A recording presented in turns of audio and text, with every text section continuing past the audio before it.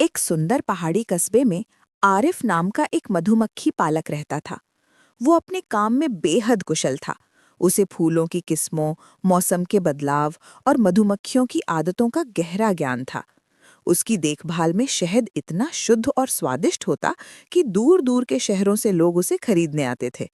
कस्बे के लोग उसकी मेहनत और समझदारी की बहुत तारीफ करते थे। एक दिन शहर से फैजान नाम का एक युवा कारोबारी वहां घूमने आया। उसने आरिफ का कारोबार देखा और सोचा, अगर ये आदमी शहद बेचकर इतना कमा सकता है तो मैं तो इससे भी ज्यादा कमा सकता हूँ। उसे लगा कि बस छत्ते खरीदने और मजदूर रखने से काम चल जाएगा। फैजान ने बिना जानकारी के ढेर सारे महंगे छत्ते खरीद लिए। उसने जगह का चुनाव भी ठीक से नहीं किया, जहां आसपास फूल कम थे और मौसम भी अनुकूल नहीं था।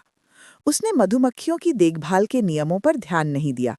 कुछ ही हफ्तों में मधुमक्खियां बीमार पड़ने लगीं, कई छत्ते खाली हो गए और शहद का उत्पादन लगभग बंद हो गया। उसे भारी नुकसान उठाना पड़ा। निराश होकर फैजान आरिफ के पास गया और बोला, मुझे लगा था पैसा ही सब कुछ है, लेकिन मैं गलत था। आरिफ मुस्कुराया और बोला, हर काम के पीछे सालों की मेहनत और समझ छिपी होती है। सिर्फ साधन होना काफी नहीं, सही ज्ञान और अनुभव भी जरूरी है। फैजान को अपनी गलती का एहसास हुआ। उसने आरिफ से सीखने का निर्णय लिया और धैर्य के साथ काम शुरू किया। धीरे धीरे उसने मेहनत और सीख से सफलता पाई। शिक्षा: किसी भी काम में सफलता पाने के लिए केवल धन नहीं, बल्कि ज्ञान, अनुभव और धैर्य की भी आवश्यकता